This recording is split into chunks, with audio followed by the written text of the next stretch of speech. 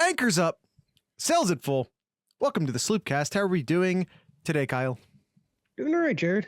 Doing all right. Buckeyes get a W this weekend. Looked pretty good here. Can't complain too much. How about you, Jared? No, Stuart. The poop show's on Wednesday. How you doing, Jared? Sorry about that. I'm doing fine. I am doing just fine. Ohio State looked like this is what we wanted from Ohio State. Let's just say that right off the bat. This is the game we wanted. Someone get that man Marv. Oh, someone go get the man. Okay. Yeah. For sure. God, he was so good. The catch on the sidelines, like we're almost like spoiled about what he's able to do on the sidelines.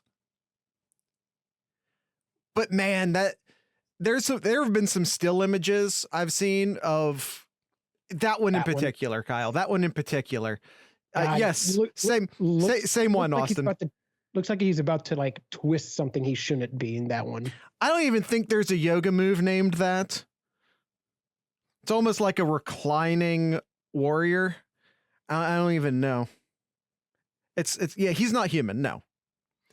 That's not a thing. That's not a thing you should do. It's called the Route Man. It is now. That is now a yoga move, and we call it the Route Man. Or the Marvelous Marv, as our good friend Gus Johnson would say. It literally looks like he grew out another leg from his shoulder. That's one way to get the toe tap. All right. Ohio State 56, Notre Dame.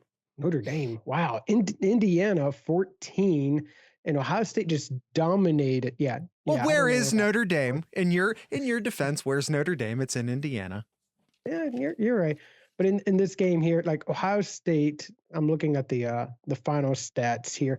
662 yards to 269 to Indiana here. 340 on the ground and 322 in the air. That is balance, Jared. That is balance. Yeah, I was impressed with the running game, and you know, if anyone's watching this who didn't watch Know Your Enemy on Thursday, then you might be saying to yourself, "Oh, but it was Indiana." And Indiana has a terrible run defense. We broke down for you on Thursday. Yes. Why that is not the case. That is absolutely not the case. That their total rush defense statistic is deceiving. They actually have a pretty decent run defense. And by the way, they did it without Dwan Jones. Fryer in his, I almost said defense. Defense isn't the right thing to say there. Fryer, to his credit, did an excellent job. Did an absolutely tremendous job. No, I will not say he was an upgrade. Unless, of course, they want to bump him into guard. Then we'll talk about Fryer being an upgrade. But you aren't ready for that conversation, Austin. Yeah, overall, this is like what Jared said just a little bit ago. This is exactly what we wanted to see from Ohio State. Just complete dominance in all phases of the game here. Offense, defense, special teams. Special teams was a little there, but either way, though, Ohio State's 7.9 per yard. Yeah, 7.9 per attempt in rushing and averaged, what is that? 9.1 yards per play. That's the Ohio State that we're grown to what we are used to this season. Yeah, especially with the past two games where wasn't as stellar of an offense, but yeah, good to see Ohio State really getting back into it and hopefully build onto this, because building up to it, that what's come up in less than 2 weeks, Jared. Yeah. Austin says punt block is just defense. I disagree that it's totally a special teams play. I know you want to rip on the special. I know you want to rip on the special teams, and you have reason to, but no, they get credit for that. What is in 2 weeks? No one tell Nomad what's in 2 weeks. Let it be a surprise. No spoilers, guys. Thanksgiving. Thanksgiving. Zach, yeah. Jim Tressel's still alive, buddy. All right. let me start. Let's start with talking about CJ Stroud here. I know he had some iffy games here. Finally getting back into here. 17 for 28, 297, and 5 touchdowns in this game. 61% completion rating, which it was definitely lower than that. I'm pulling up the quarter summary here. He was in the first half. He was 9 for 17. He was almost 50% completion in the first half, and then came around the second half and played a little bit better there. But when you have players like Marvin Harrison Jr. Yeah. making plays there, it's makes your completion rating go up a little bit better there. 100%. But the one thing that I found really interesting, didn't see in the second half, but early on in the game, you saw some design runs from CJ Stroud, and CJ actually just putting his shoulder in and trying to get the extra yardage that he can. I don't want him putting his shoulder in. I'm just going to go on record. I don't want him putting his shoulder in. I don't either, but it makes you think about, is the coaching staff trying to put some stuff on tape here to make that team start to overthink things? Do you think that's what the coaching staff is trying to do here? I don't know. I don't know. It's I think they were just throwing. I don't know. I don't know if it's about film. I don't know if it's about film as much as maybe they're just, Stroud's he's almost has, 2 full seasons under his belt at this point. Maybe they're just trusting him to make decisions. You think it's about the Heisman? I don't.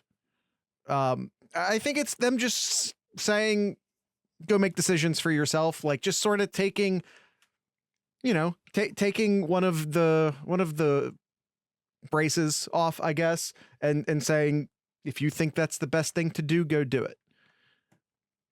That would be he almost broke that one there. Ended up going out of bounds. Only got like a 4 or 5 yard gain there, but you saw he had a second gear in him there, which I think could be crucial against that team up north here, where CJ is probably going to have to pull one of those read options and take off. Yeah, I think if they want to get the running game going, that will probably be a requirement. Kyle, should we go much further without talking about Cam Bob? I mean, yeah. So the receivers there, yeah. I mean, the biggest story is that last touchdown for Ohio State, that marvelous 8-yard pass to Cameron Babb there. Just an unbelievable story, and just so thrilled that he was able to get that touchdown in the game.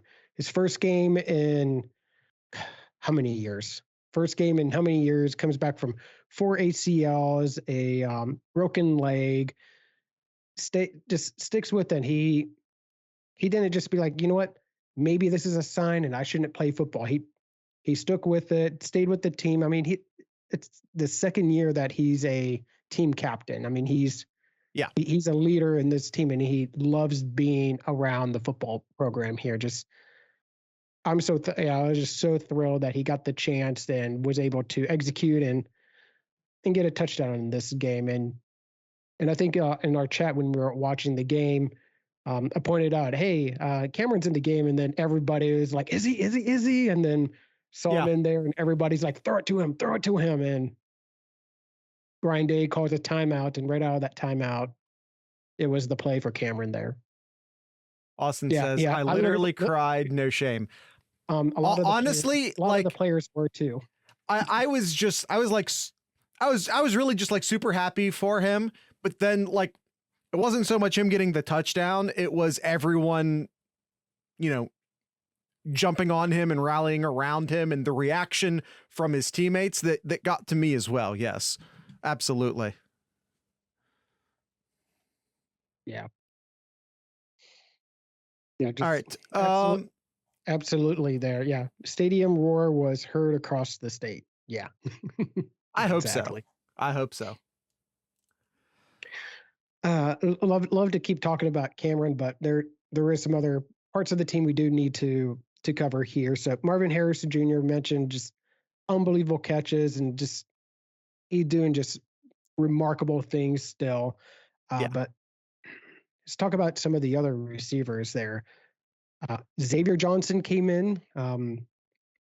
Do we still call him a receiver? the Swiss Army knife, Xavier himself here,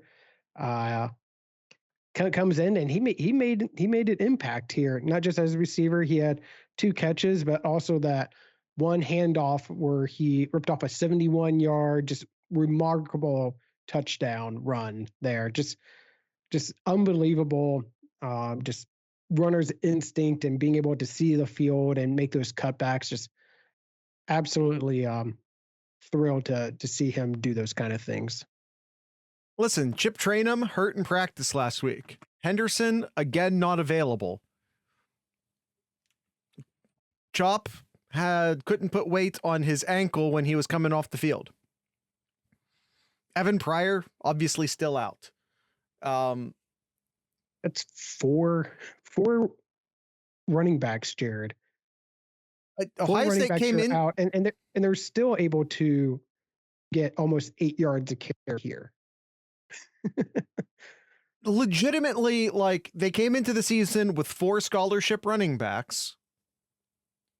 And of those 4, only the freshman you can say is healthy right now. Only the freshman you can say with any level of certainty is going to play next week. Next man up. Which one? You got which one? You got 2 people. you got 2 people right now that you can hand the ball off. Maybe 3 if you put Xavier in that mix, but we are now. Man, I have a hard time thinking about having Xavier back there taking a number of carries, because Xavier is more of he was a running back in high school, I believe. He was, yeah. He's like a speed back. Yeah, you're right. He's not going to be able to get you that. You need to run on 3rd and 1, and he's going to get you that yard. Well, I mean, no one seems to be doing that right now. Yeah, I was about to say, I don't think our interior offensive line is set up for that. They tried giving it to Rossi. That failed too, Austin. Rossi had 1 yard for -1 yards, and that was that 4th and 1. Ugh, man, it's probably the one thing that I was disappointed in this game was running the ball when you needed to. Yeah. In short yardage situation. Yeah, and when we get around to grading the offensive line, they're going to get knocked for that, quite frankly. Yep. 3rd down efficiency, I think, was a slight disappointment. If we're getting nitpicky, I think against the defense like Indiana, especially considering the number of these plays that were short yardage plays, I don't think 50% is good enough. I'll say it. It's not the worst in the world, but adjusting it to our expectations coming into this game, it's not good enough. I want to see Hayden against a fresh defense. You might get that wish. But no, that's a good point. Hayden has looked great whenever Hayden has gone in, but he's gone in after the defense has been properly tenderized already. Mm. Now, his snaps in this game were, and he's had snaps in previous games as well. They were still competition snaps. Don't get me wrong. I'm not trying to say he's only done 2nd string time killing.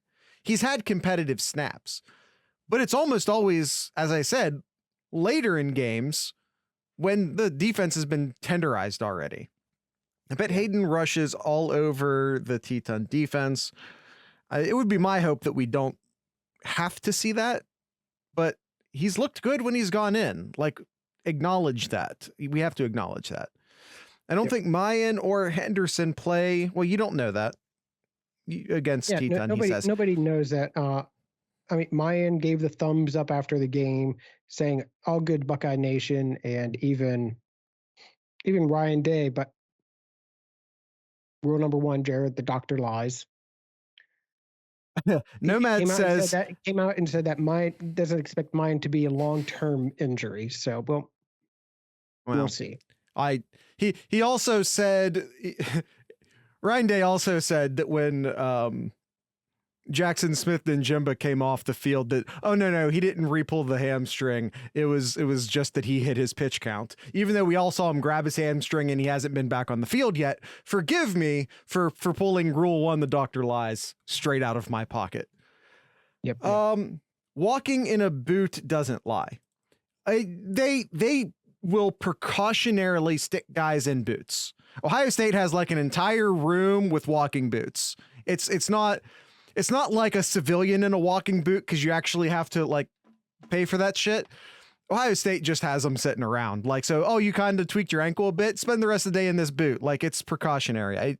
I've seen guys be put in like, oh, they've been in boots all week during practice and then they play on Saturday. It is what it is. That doesn't mean a lot to me. See you, Matt.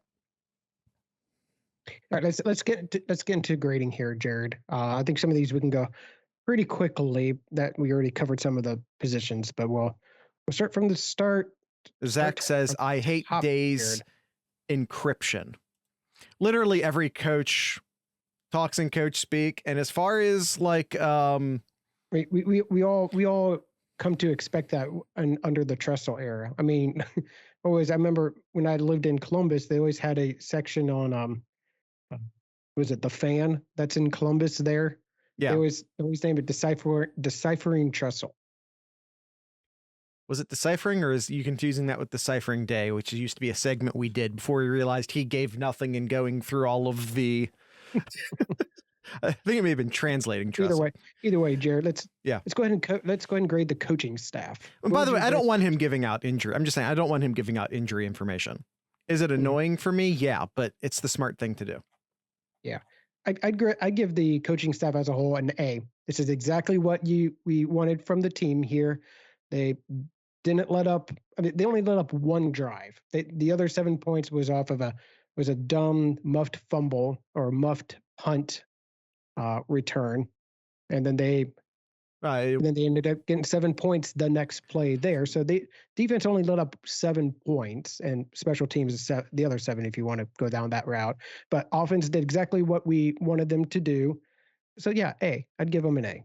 And I don't even know, because that touchdown came with 12 minutes left in the game. I don't even know how many of the starters were in. I just legitimately don't remember how many of the starters were in at that point. Yeah. Deciphering Day is like taking info from ESPN interview of the playoff committee head. Yeah, exactly. It's totally worthless. What would you grade the coaching staff, Jared? I give them an A-, I suppose. I know a lot of people wanted Ryan Day to like not be stubborn and just go out there and slaughter them, but he stuck with the run. It paid off in the long run. I couldn't think of a way not to say run again. I think, they had an opportunity to get Babb a touchdown. They got Babb a touchdown, and if they happen to accidentally cover in the meantime, that's good too. Right. Offensive coaching staff. We'll move right to it. Offensive coaching staff. A. I give them an A as well. You rushed, or not rushed. You got the what was it here? 662 yards of total offense here. Yeah, A. Especially with getting over 300 rushing yards too, when you were struggling to do that in the past 2 games. A. Yeah. Nomad, I believe if I'm deciphering Nomad, says A- because they ran too many bubble screens. Yeah. You lose a full letter grade anytime you run a bubble screen. I think I said last week. I'm not sticking to that, but yeah. Yeah, I like that they stuck with the running game even when it wasn't amazing at first. I like that they're still trying to run in short yardage. Like they're trying to prove it. Again, like this is what a game against Indiana's for. Like, go for it. Every bubble screen is a minus of a plus, regular, or minus, depending. I think I understand what you meant by that, Austin, and I agree. What's up with Julian Fleming? We'll get there when we talk about the wide receivers. Right. Quarterback. I think an A for the offensive coaching staff is fine. Quarterback, you look 5 touchdowns. CJ almost passed for 300 yards there, but man, some of those throws were very questionable from CJ in this game. You think so? I thought so. I'd probably give CJ that 5 touchdowns and no turnovers in this game. I really want to give him a B+, but since he didn't turn the ball over, had 5 touchdowns, I'll say an A-. I'd say some A-, just because of the 5 touchdowns. But some of the decision making, I was going to give him like a BB+, but no turnovers, 5 touchdowns. Yeah, up it to A-. I honestly he forced some throws. Yeah, he does force throws, but you know what? He makes most of those. When he forces a throw and it's completed and we all go, wow, no one cares. If he forces a throw and it gets batted down, then, oh, he forced a throw. Yep. I think he deserves an A. In a game in which they primarily decided they were going to run the ball, he still almost gets 300 yards. No interceptions, no sacks, no fumbles, 5 touchdowns, averaged over 10 per completion, or is that per attempt? No, that's per completion. This is what a good stat line looks like. I'll take it. All right. Offensive line, Jared. Now, this was something that you said you wanted to talk about a little bit here. So the offensive line, I don't believe, there were no sacks given in this game. But we know, but that's the expectation we grade by expectation. We're expecting them not to give up sacks or maybe give up 1 sack at this point. Yeah. That's not what we're having issues with the offensive line. So no sacks given. Rushing was 7.9 yards, which a lot of that was up to because of Xavier's 71-yard. But that still counts for it still. But Mayan Williams, before he got hurt, 9.8 yards per carry. Yeah. Dallin had 5.4 yards per carry there. But you also have to look into 7-14 on 3rd downs, 0 for 1 on 4th down. I'm trying to find, and I'm having a hard time finding the stat on how Ohio State did on 3rd and shorts, but I don't think it was all that great. So offensive line still not where I was hoping to see in this game. I was hoping that Ohio State would just run it down Indiana's throat here. You got the bigger bodies. You got the more talented players. You should be able to push Indiana to be able to just have your way with them on 3rd and shorts and 4th and shorts. Yeah. I agree. I'm not going to knock them too bad for that because, again, they were perfect in the passing game. CJ got a guy in his face every once in a while and not all that often. The running game was in large part very good. But yeah, they're still struggling in the short yardage. So we can't give them like an A+ or even an A. So Kyle gave him a B+. I'll give him an A-. I think either one is fair. Okay. The pass blocking is always good. The run blocking is so bad. It's not so bad. This is actually, despite what the total yardage says, actually a pretty decent run defense with a pretty good linebacking core. Mm-hmm. Their defensive line was nothing special. B-. That needs to be said. The scheme is what breaks a lot of our runs, but the offensive line has to execute it. All right, running backs, Jared. Tough trying to grade running backs here, knowing how hurt this team is. With when mine was in, he looked good. There were times he looked really good. But then there were other times when in the third and short, and a lot of that could have been on the offensive line. But I think when Mine Williams was in, he did really well. He was really well.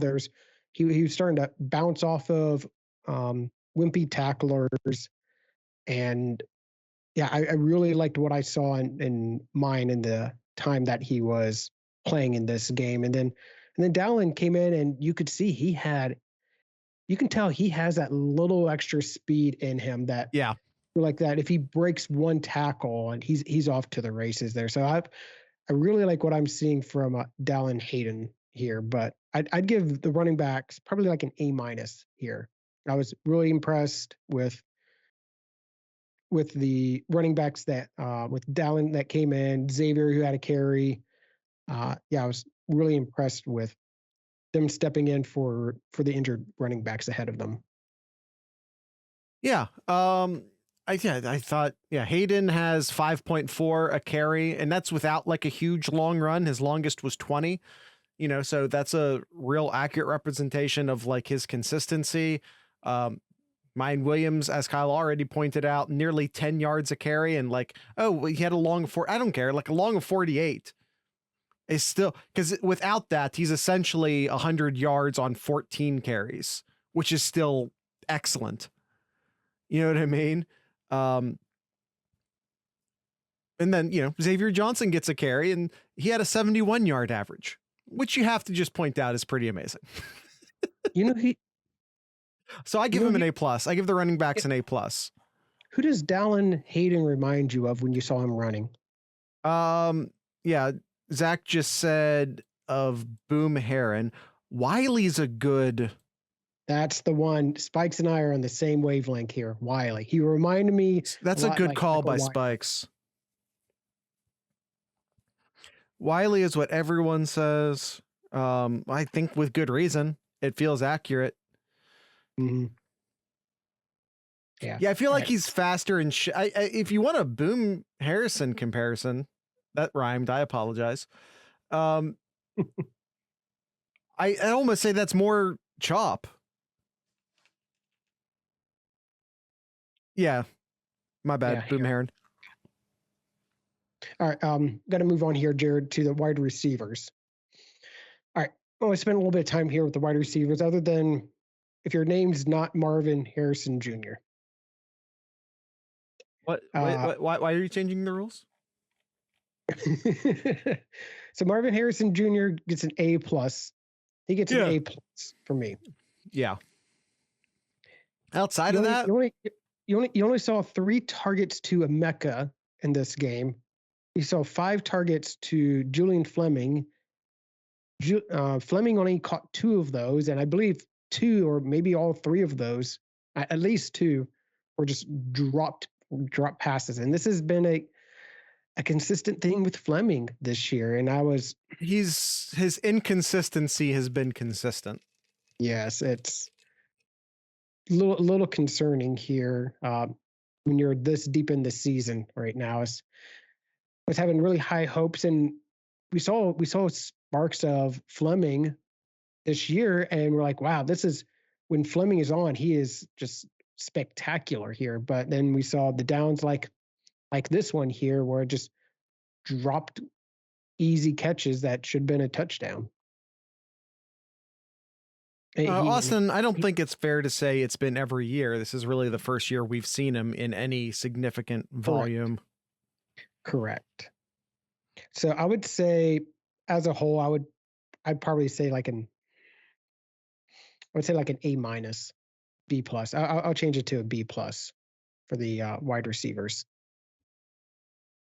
Kyle, you're right. If the next wide receiver, Xavier Johnson, 2 catches, 47 yards.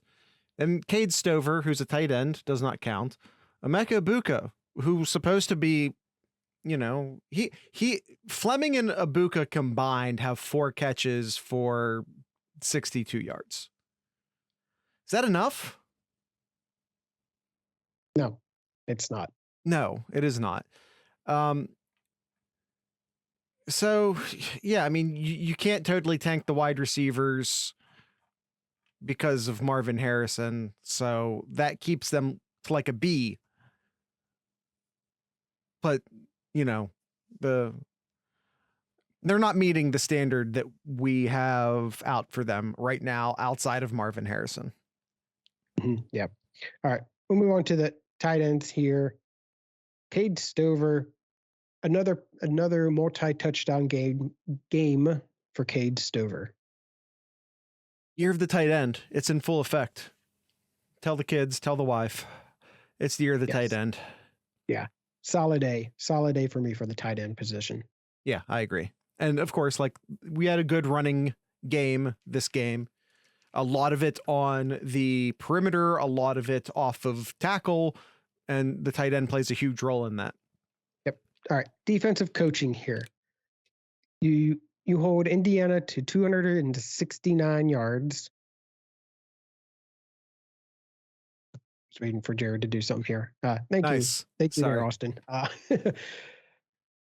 3.8 yards per rush, 4.2 yards per play. Yeah, I think overall the defense did what they needed to do here. Held Indiana 3 for 17 on third downs. Yeah, I think a solid A for the defense. Solid A. I agree. Again, they're really outside of the muffed punt, the situation with the offense as far as I'm trying to find the score. Okay, here it is. Indiana scored in the first quarter with 4 seconds left on the clock. It was 6 plays, 75 yards. Yep. That was a really great drive by Indiana. And it is what it is. And we can talk about holding, and we can talk about other things. Was it on this play or was it on the other touchdown drive when they had like the perfect route called against a cover 2, which happens. Yep. Shit happens. It does. And then, like I said, the other comes late in the game against partial backups off of a muffed punt. Indiana was held to 111 yards. Kyle, is that correct? That was 111 passing yards. Yep. 3 for 17 on third downs. That's tremendous. 269 yards. That's acceptable. I think an A is good. Mm-hmm. All right. Let's move to the defensive ends here.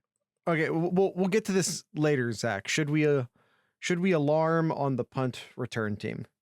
We'll get there. Hold on. Yeah. Defensive ends first, Jared. Nomad says bad, and I agree. Who would you grade the defensive ends? Sawyer had an excellent game. Yep. JT had a second just and a half T. in there. Yeah. JT had a good game, even if it doesn't show on the stat sheet. I thought Zach Harrison had a good game, even if it didn't show on the stat sheet. I thought they played excellently. Yeah. I thought JT was like a baby with how much he was being held. Yeah. It is what it is. I appreciate that JT is always trying to fight through those holds. He's never trying to get the call. He's never giving up on the play. It was bad this week. It was, but yeah. Sometimes you get the calls and sometimes you don't, and I'm just not going to waste time talking about refs on the show. Yeah. All right. Defensive tackles. Kyle, should we add refs to the grade sheet? We're not. All right. Defensive tackles. I'd say solid A too. Hamilton played really well. Tyleek played well. Vincent played well. Yeah. Solid A for the defensive tackles. Yeah. Vincent had 4 tackles, 1 solo. Yeah, I thought they Tyleek played well. had the same 4 tackles, 1 solo as well. Yeah. Yeah. All right. Would like to see some more TFLs out of those guys every once in a while, but still playing well. All right. Linebackers, Jared. Oof. Steel Chambers had 10 tackles in this game. Hami Pickles Eichenberg had 7 tackles, 3 of those for tackle for losses. Cody Simon had a 4 tackles in there too. The linebackers did, I think, pretty well. The only concern I have, and that's just the linebackers we have right now, is when Ohio State comes up with a mobile quarterback. I think overall they were able to do well handling the mobile quarterback, but it's definitely something to keep an eye out. So I'd say an A for the linebackers. I'm not that worried about it. Like, again, like, so that really good drive that Indiana got at the end of the first quarter was in large part because they switched quarterbacks to their mobile quarterback. Ohio State wasn't ready for that. That played a big role into why Indiana was able to drive down the field and score. But now that we have like a real life defensive coordinator in charge of things, they fixed things right away. You didn't wait till halftime. You made adjustments right away. And then that was it. That was the end of that. That was the end of that. Like, there was no more mobile quarterback doing a bunch of things. It was game over for their offense once again. So yeah, I thought, which by the way is a thing we should have brought up when we were talking about the defensive coordinators, or the defensive coaching. Amazing immediate adjustment to come back and take care of things. There were some missed tackles by a certain. Stop it, Austin. Stop it. All right, we're moving on. We're moving on to corners, Jared. When Tommy misses a tackle, safety should be there to cover. Everyone's going to miss tackles sometimes. The reason why you see Tommy miss a tackle, maybe more than you notice other people doing it, is because he's so frequently the first one to the ball.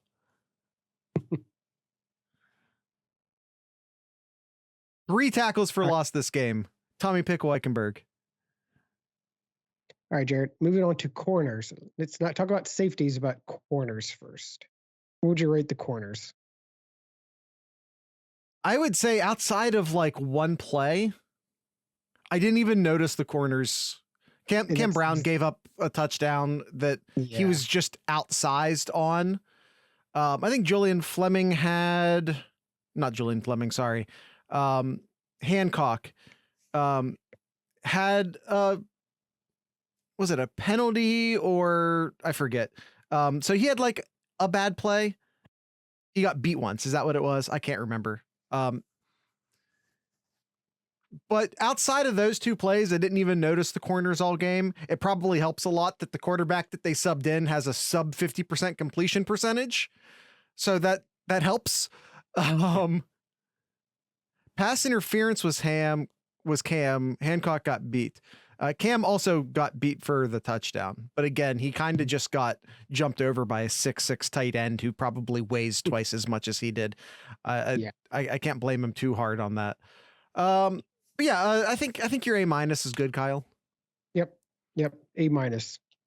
Maybe a B+, again, simply because Indiana's quarterback situation is so bad. Yep. All right, safeties here. I'd give the safeties in this game an A+.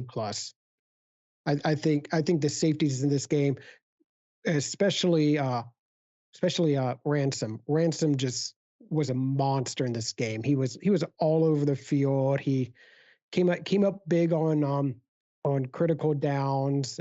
Yeah, he was just. You talked about Eichenberg being all over the field.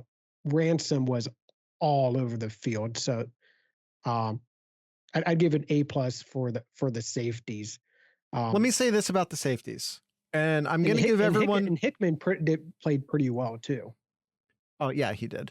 Let me say this about the safeties, and I'm going to give everyone a chance to tell me I'm S tier.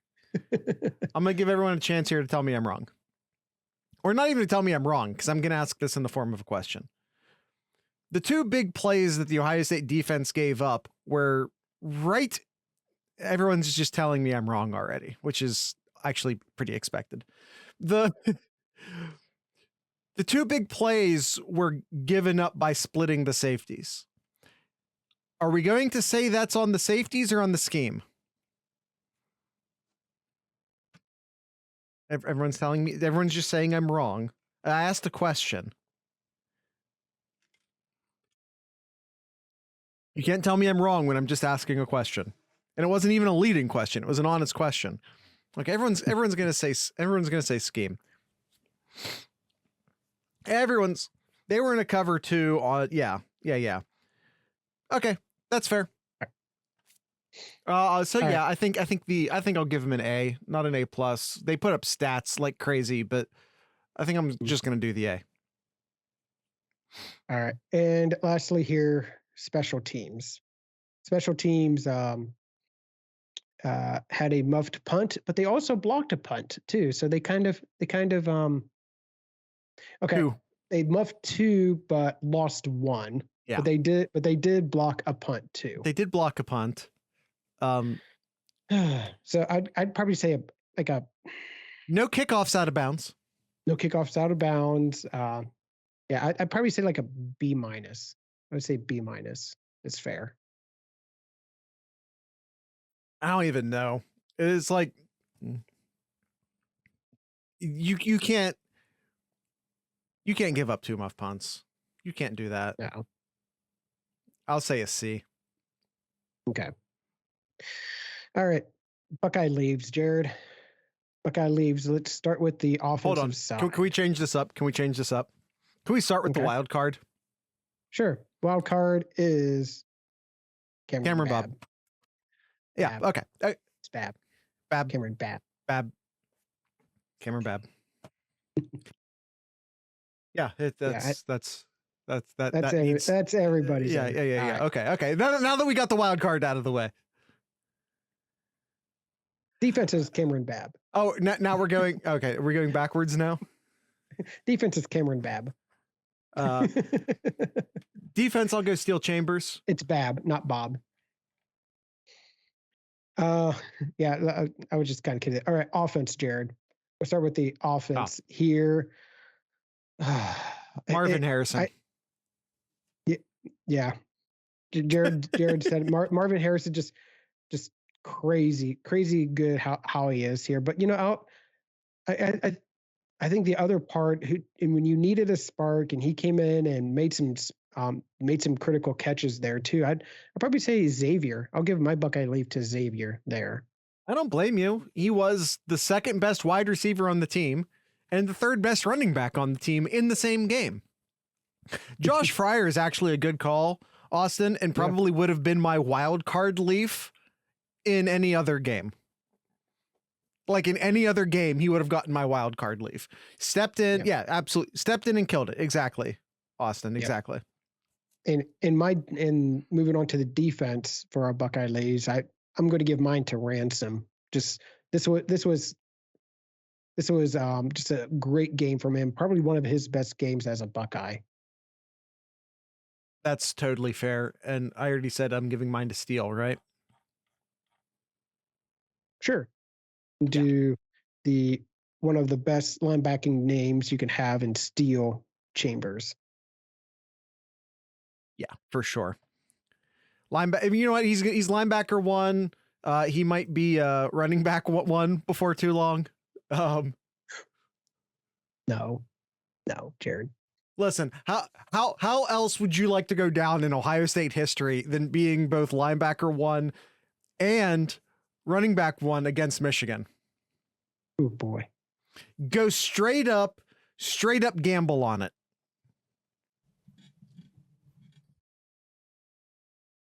Just be straight up, just gamble. It hasn't been done since, right? All right, let's go ahead and get to our Ask Slipcast questions here, Jared. All right. Nomad asks, is 340 rushing yards good? Yes, that is very good. And how about 69 tackles, which is what the defense ended up having? I don't know. Honestly, I would have preferred to have seen a game in which Indiana didn't get so many. Just like if you get 69 tackles, that means the other team at least ran 69 plays. And I'm just looking for a chance to say 69 as many times as possible, 69. But, maybe hold them to less plays. Come on, guys, you got to keep going with the nices. If someone sneezes 3 times, you say bless you 3 times. You can't just wait till the end and do one all-encompassing. Wait. Actually, as a rhythm sneezer, yes, that's true. Spikes, you do in fact wait. He also wants to know maybe 9 games throwing 5 touchdowns or more. Is that good? That is also good, yes. That is also ridiculous. Yeah. Y'all, Ohio State fans are stupid spoiled on quarterbacks right now. I'm just going to say it. All right. The Z-Man has some questions here. Well, just real quick answers here, Jared. Is Marvin Harrison Jr. even human? Yes, but an exceptional human. On a scale of 1 to 10, what were your emotions when Cameron Babb got his touchdown?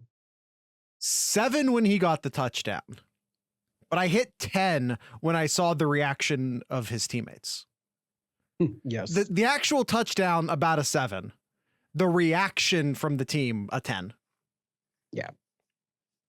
Is the running game fixed, or was Indiana just that bad and we should still be concerned about Michigan? Yes, yes, and yes. Like, these aren't either ors. Is the running game fixed? It was better. And I think they addressed some things. Is it fixed? Or was it just because Indiana's bad? Again, you can go back, listen to Know Your Enemy. Indiana's rush defense is not that bad. They actually have a real solid crew of linebackers. This was not that bad of a running defense. Again, not nearly as bad as their total yardage looked. Like their per carry, they were like 30th in all of college football, which is not bad. No.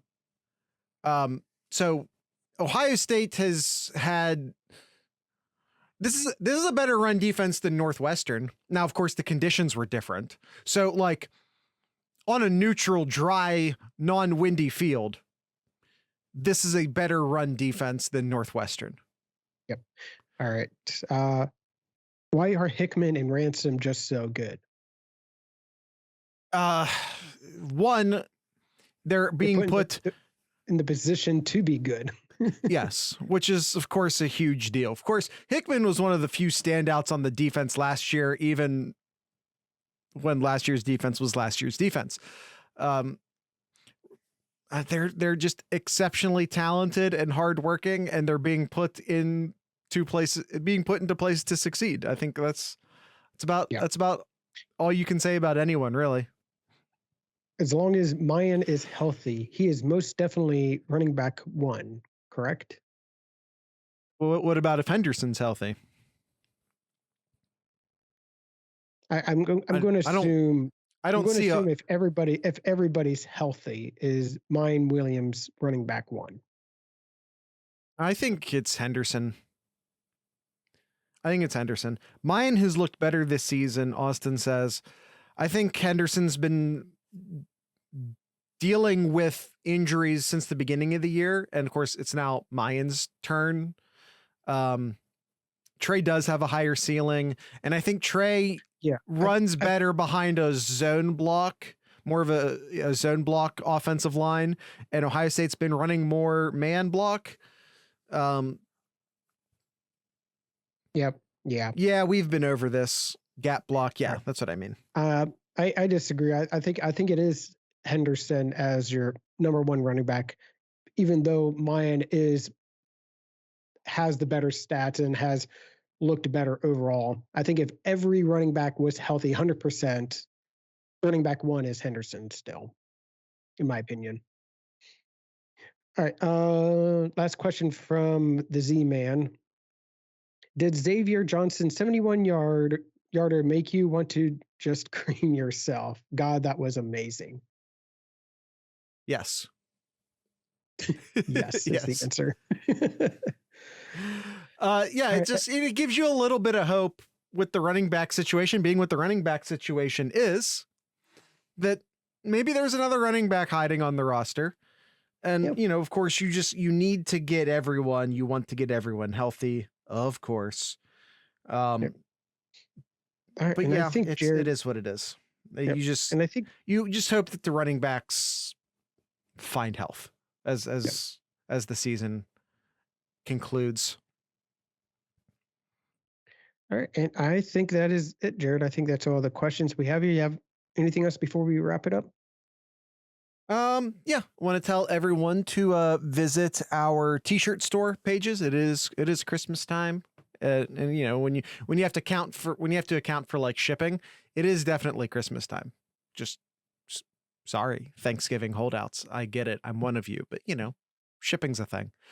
So yeah, you can check out our Sloopcast store with our Sloopcast merch at merch.thesloopcast.com. If you want something that doesn't look like it's podcast merch, which I understand, you can go to 7071.thesloopcast.com and you can find just like some Ohio-based designs there. Want to encourage everyone to check out our YouTube page.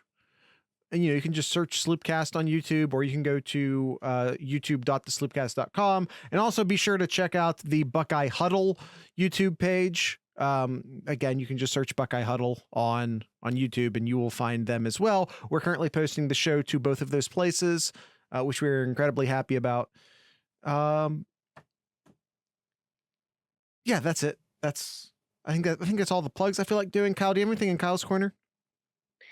Ohio State opens up this Sunday evening a 25-point favorite over Maryland.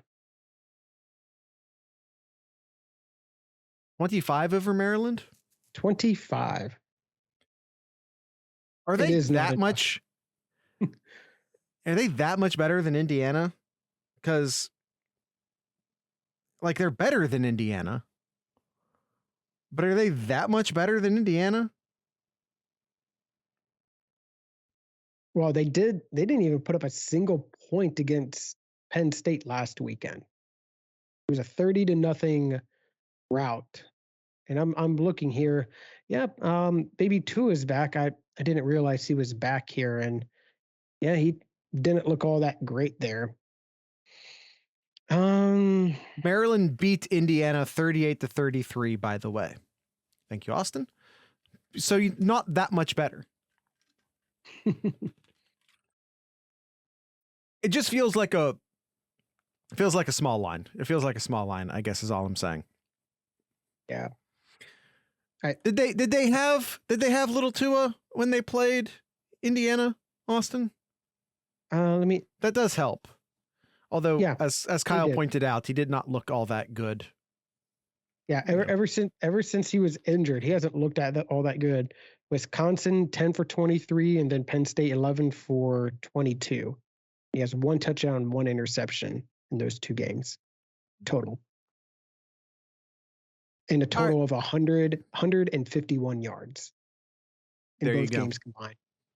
All right, that's it. That's the end of the show. Tonight's ending music brought to you by Playing to Vapors, Columbus-based band. You'll love them. Just stick around, do nothing, and listen.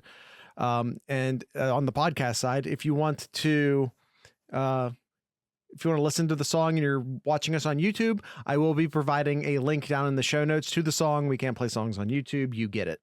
You understand. You're on YouTube watching this. You understand. So, with all that being said, I'd like to encourage everyone to drink local beer, listen to local music, and of course, support your local podcasters. Once again, this is Playing to Vapors.